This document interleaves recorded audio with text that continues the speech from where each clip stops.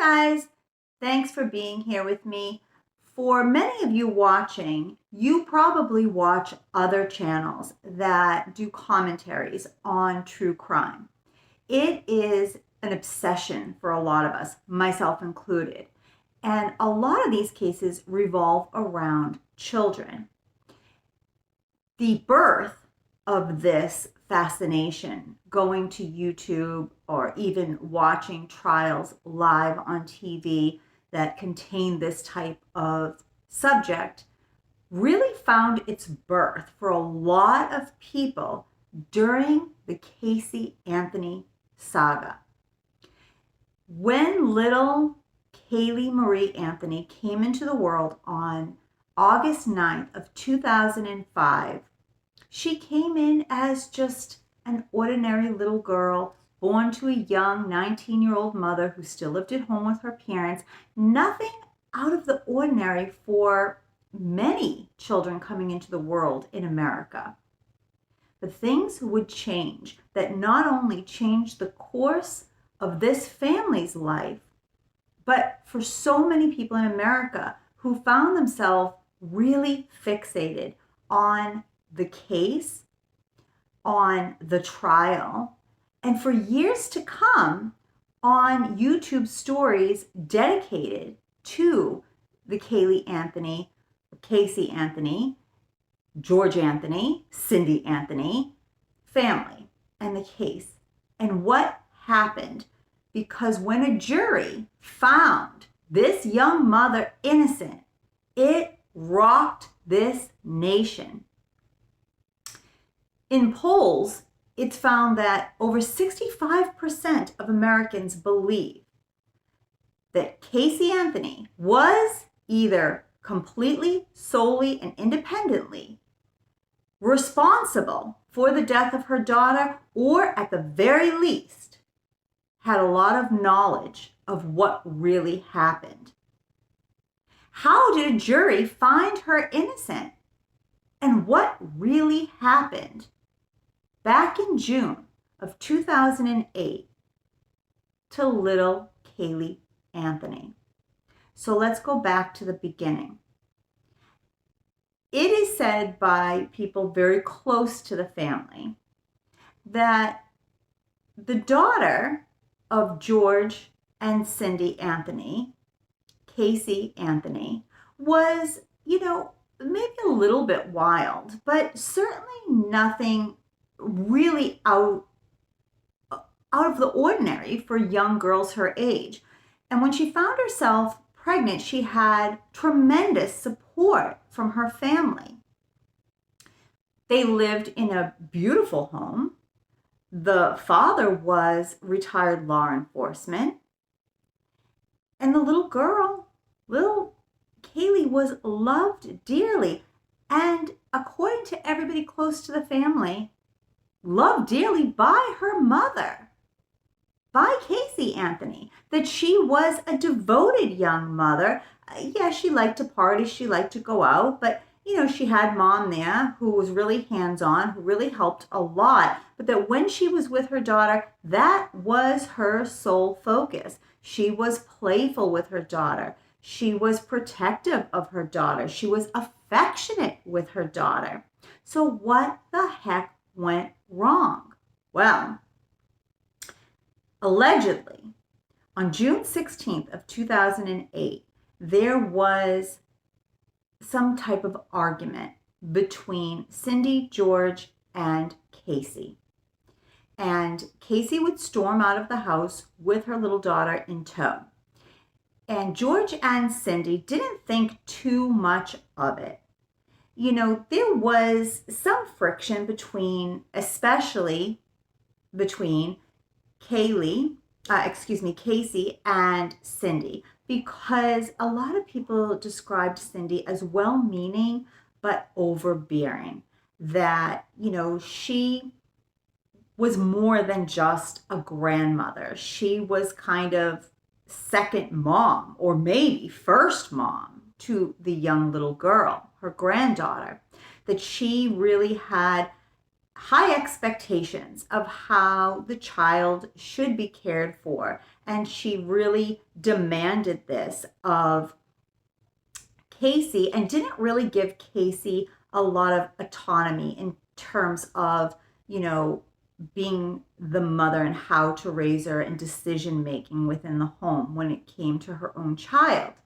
You know, and I think that this is not entirely uncommon when we see multi-generational homes where young children are being raised up. I think the grandparents do tend to maybe interfere a lot. And, you know, typically it is their home. So, I mean, I guess they have some right to have a lot of say, but, you know, how much say is too much say, you know, when they are kind of taking on more of a parent role than a grandparent role in the raising of the children. You know, you can imagine that would cause friction and hard feelings and all of that.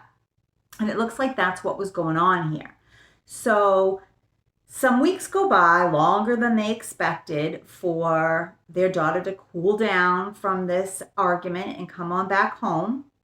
At the time, it said she was staying with her then boyfriend, Tony Lazzaro, and a couple of his roommates. And of course, they did notice the absence of little Kaylee, because this is when allegedly she comes up missing, unbeknownst yet to George and Cindy. Later, the roommates would say that they did notice that the child wasn't there, but that Casey always had an excuse. She was with grandma or she was with the nanny. Now, how many young girls do you know have kind of a private nanny for their young children? Not a lot.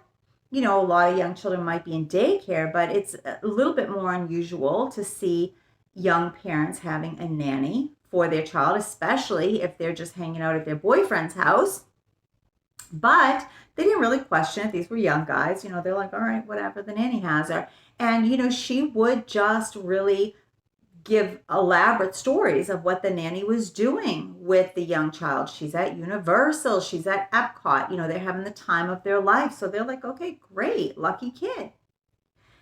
But then comes a point on July 15th where George and Cindy Anthony get a phone call stating that the car that Casey has been driving has been impounded. And this is worrisome to them because they didn't hear this from their daughter. They hear it from the impound lot. And so they go down to, you know, I don't know, check on the car or maybe go retrieve the car. And Cindy states that at this point, when they open the trunk, there is a foul odor. She now tracks down her daughter and she demands to talk and to see little Kaylee. I mean, she goes right to Mr. Lazzaro's apartment and she is demanding that she see her granddaughter. She's had enough. You know, we had an argument, you took off. I haven't talked to my granddaughter. Enough is enough. I go to pick up this car that you've now left to be impounded. It smells like, you know, grossness in there. Like, enough is enough with all of this. I want to see the baby. Let's go. This is the first time she starts to hear about, oh, the kid isn't here and she's with the nanny and blah, blah, blah, blah, blah. So after they go home and there's some more conversations, you know, and demands made about the whereabouts of little Kaylee, Casey now breaks down and tells them that the nanny has stolen the child and that she has not told them or authorities because she was going to handle it herself and she was going to find the baby herself. And of course, that's just mind-boggling to everybody, but I would think especially to the grandparents. You know, you've not told us, the loving grandparents, where the child legally resides, that she's been missing for now 31 days. And you haven't notified authorities. You know, you have this nanny that you are claiming is named Zenaida Fernanda Gonzalez, I believe, and I hope that I'm not butchering that and I'm saying it right, but she became known as Zanny the nanny. You're telling us that you have this private nanny we've never met. She has the child. She won't give the child back to you. And you've not told us or reported your child missing because you are going to play detective and find the child yourself. This is ludicrous. This is unacceptable. And Cindy takes it upon herself to now call the police. She is not having this. She tells the police on this 911 call that she has not spoken nor seen her granddaughter in 31 days, and that the mother is reporting that the nanny took off with her, and that she has picked up the impounded car. And as Cindy will describe it on this 911 call, it sounds, or she says, I'm sorry, it smells like there's a damn dead body in there.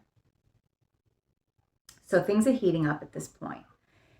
So the police get involved, and it won't be long. It's like a day when they now arrest the young mom for lying to police, which we'll get to in a second, interfering with an investigation, and child neglect. Child neglect obviously being because your child is allegedly missing, you've not reported her missing, and, in the conversations or interrogations that they're having with Casey, they can't get a straight answer out of her. She is telling one lie after another. She's telling them that she works at Universal Studios. She does not. She even goes as far as taking them there, only to tell them once they're at this location that she doesn't actually work there. She takes them to Zanny the nanny's apartment, which turns out to be a vacant apartment.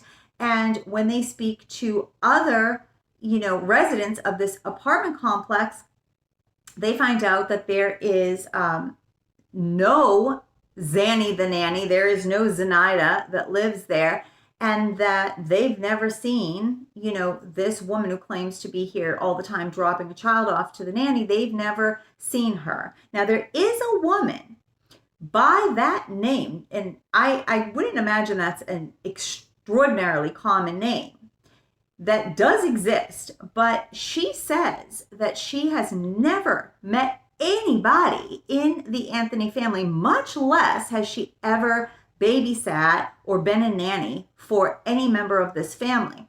And she later ended up suing because, her life was just absolutely turned upside down when she, became a focus of this story. So time goes by, and, police decide that, there is evidence of decompensation in this car. And the child neglect, the interfering with the investigation, and the lying to the police now become child abuse, manslaughter, and murder charges. And at this point, Casey is arrested. They sadly found the body of young Caylee Anthony on December 11th of 2008 in a wooded area not 5 miles from the Anthony home. And you can just imagine the impact that this had on George and on Cindy. But things would get much worse for them, because once Casey was incarcerated and once she obtained counsel, she would start to tell a tale that would shock the whole world. You see, she would come forth and she would say she made up the whole thing about the nanny and all of that business, because according to her, what really happened back in June of 2008 was that young Caylee drowned in the family pool. They didn't have like a big in-ground pool, but they had one of those above ground pools that are still large enough for, multiple adults to swim in. She claimed that the child drowned in this pool and that her father knew about it and helped to conceal it because he didn't want to upset Cindy, and that he told Casey that her mother would never forgive her for this happening should she ever find out. Now, this is the story that was told in court, but a lot more would be told in court. You see, they would accuse George and Casey's older brother of molesting Casey when she was a young girl, starting, I believe, around the age of 8. And they used this as a reason for why Casey behaved the way that she did. And we're going to talk about her behavior. So she not only lied to the police, but she seemed to really have a history of lying about everything from graduating high school. Apparently she was short credits, and the family allowed her to lie to all the extended family about graduating, even throwing her a graduation party. She had a history of maybe stealing within the family from grandma and different people. She seemed to live, I don't want to say a promiscuous lifestyle because I don't really know that, but she certainly seemed to like to party and have some type of male attention on herself, including things like, entering hot body contests. This being even during the time that her child was missing. She was seen out, enjoying the nightlife and, entering these contests, and even going as far as tattooing Bella Vita on her body, which stands for a beautiful life. So these are really bizarre behaviors, right? So they used this alleged inappropriate behavior of the males in the household towards her as a young child as to why she behaved this way. She was accustomed to lying, and, she had maybe some dissociative type behaviors, where, 1 minute she could be a very devout mother and the next a very wild, carefree girl, even during the time that her child was missing, that she could just kind of disconnect from that and, have this public persona going on. And, some of these things are linked, to abuse survivors of SA. Not that all survivors will behave this way, but that some of these behaviors are attributed to a lot of people that go through that type of situation. So we're not ever going to know whether or not this really happened or it didn't, but we know that George adamantly denies it, and that his wife has stood by him saying that she absolutely believes 1000% that this never occurred. At one point, George actually wrote a letter that appeared to be a end of life letter, that he was going to go that route and unalive himself. Now, whether that was a grieving grandfather or whether that was embarrassment or guilt, either for either thing that his daughter was alleging, that he participated in covering up, the drowning of the child, or that he was inappropriate with his daughter. Who's to say? I don't know.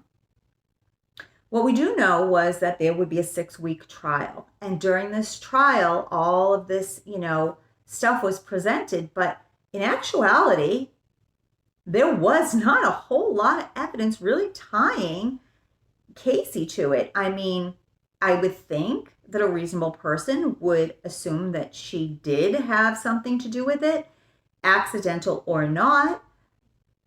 But there was actually not a lot of real physical evidence to tie her to it.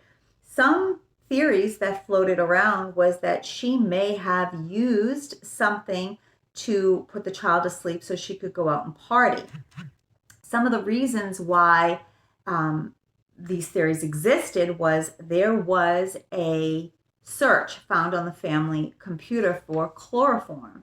And some people wondered, was she using that to keep the child asleep so she could go out with her friends and maybe not upset her parents, asking them to constantly babysit because the baby would be sleeping.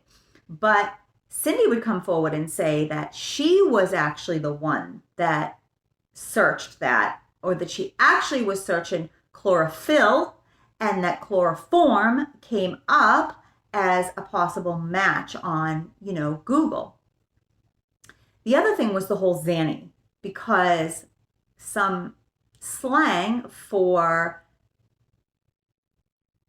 Zanny bars, or, some illegal use of substances, you get where I'm going, is known as Zanny bars, so Zanny the nanny. So was, and I think you can figure out which substance I would be talking about here, possibly used to keep the child asleep. But there's no proof of that. There's no proof of that. So if the child truly did drown, was there a panic moment? And was that panic moment shared by George and Casey, or just Casey? When the child was found, she was found with duct tape around her mouth, wrapped in a blanket, and then put in trash bags. I find it hard to believe that if a child drowned and you panicked because you know that your mom is going to literally hate you and never, never, never want anything to do with you again because you were negligent maybe in watching the child and the child drowned, why would you put duct tape around her mouth? That really makes no sense. So as you can see, this case had more questions than answers. But once she was found innocent by the jury, there would be some follow-up interviews with some jury members who said that they never actually, and I'm not speaking for the whole jury here, but some of the people that were later interviewed said that they never actually thought she was innocent. They just didn't have the evidence, because it's not up to the jury to decide really if somebody is guilty or innocent. They're just there to decide if the state has proved that they are guilty. And they felt that the evidence did not stand up. It just was not enough to convict her. In the years following, she would go on to try her hand at several different, little businesses. She was going to be a photographer. She was even going to be a private eye at one point.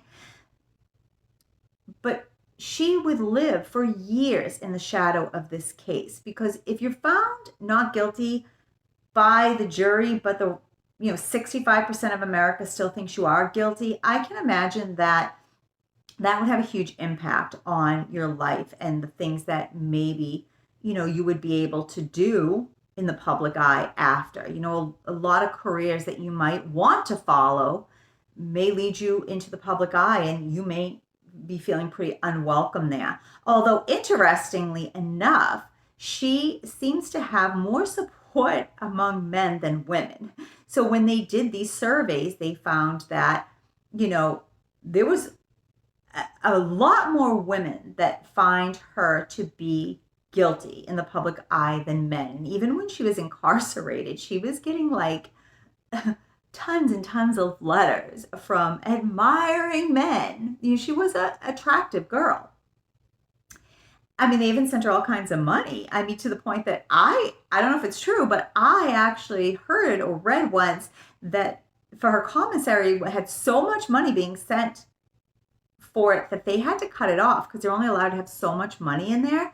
They had to actually turn people away who, these admiring suitors who were willing to financially support her while she was in prison. So I don't know what that's all about. But here recently, she finally spoke up after all of these years, and she did a documentary that was not well received.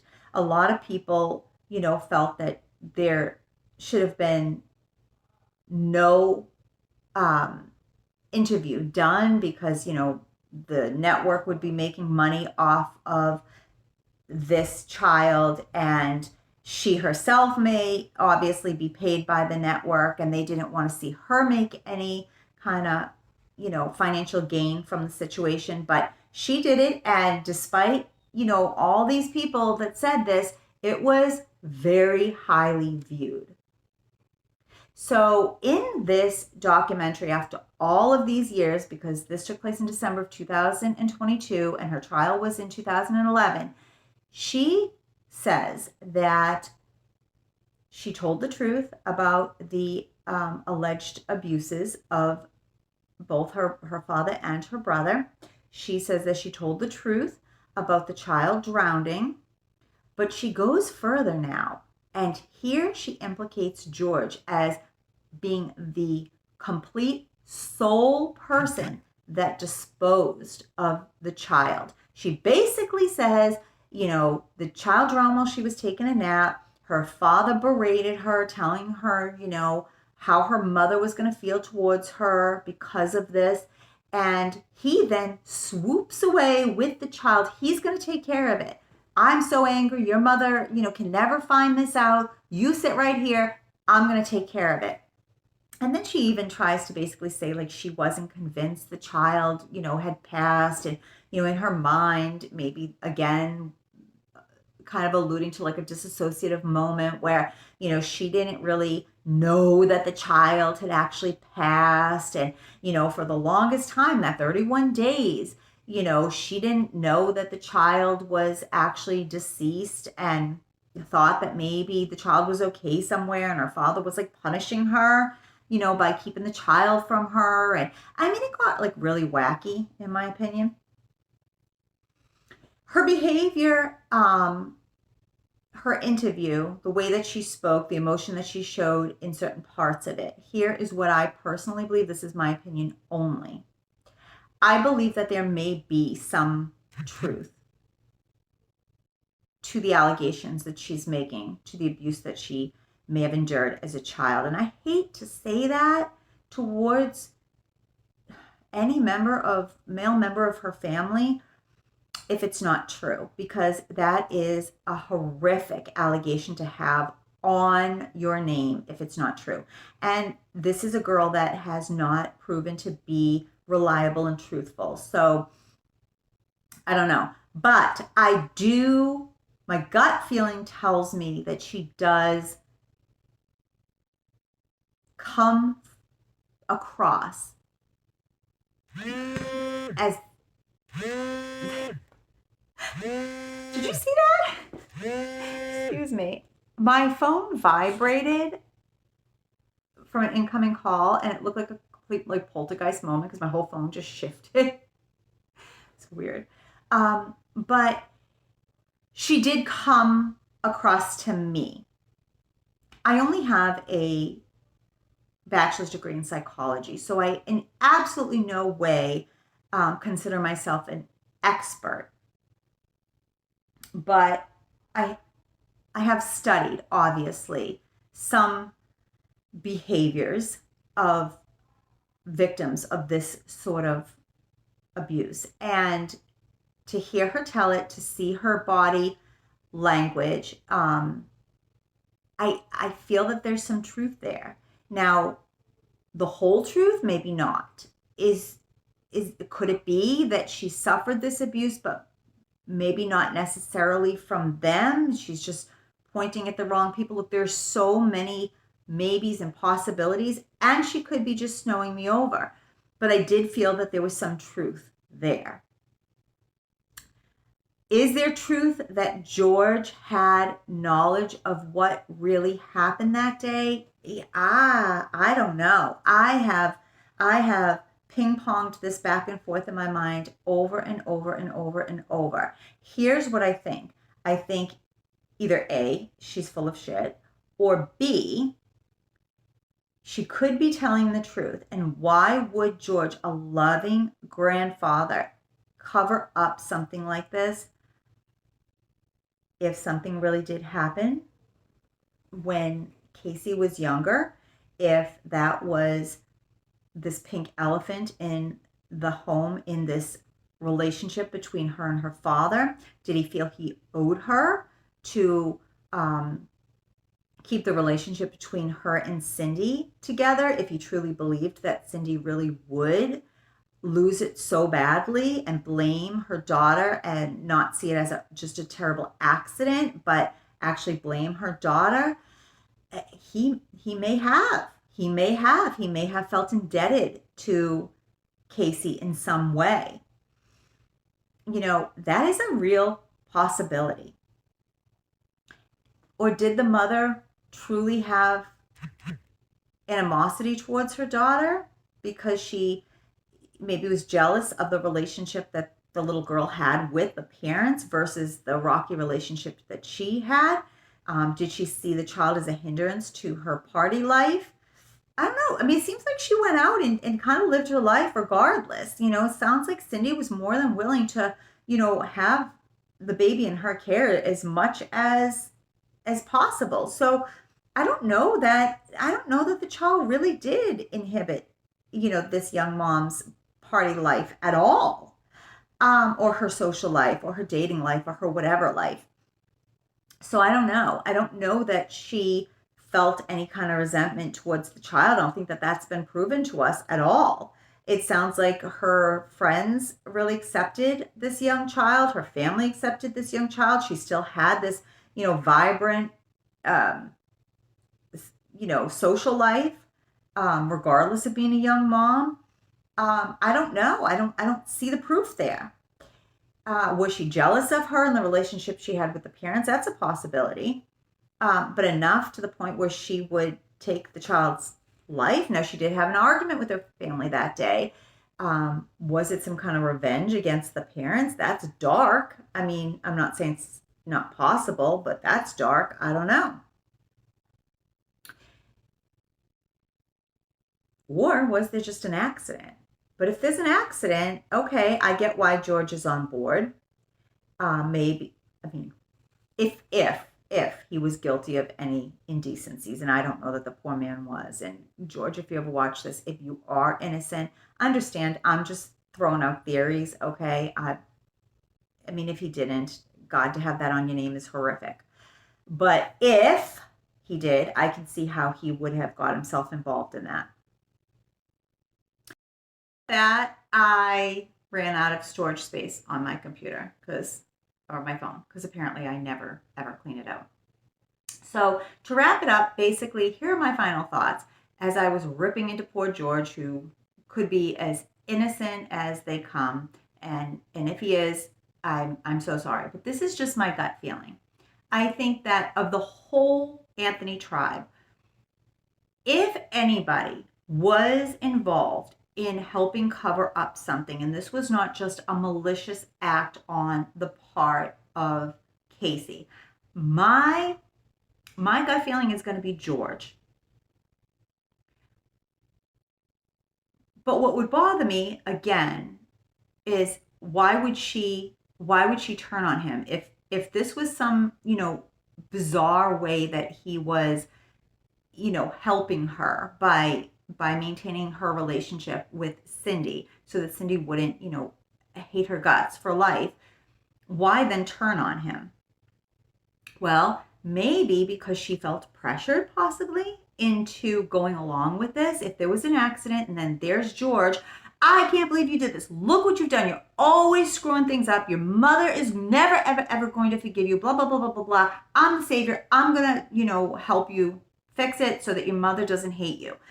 She may have gone along with that. And then later, maybe, in talking or telling this story to her attorneys or the therapist or whomever she may have divulged it to later, maybe came to a point where then she resented that he, in her mind, put her in this position because, she's the only one in prison now. I don't know. But I will say this. No one is ever going to know. The only people that are going to know are the person and or people involved. And that may be Casey, that may be Casey and George, that may be Casey and somebody else, that may be nobody in the Anthony family. It's either going to be just Casey, in my opinion, or it's going to be Casey and George. I don't think the brother has much to do with anything except for the allegations of what may have happened when they were younger.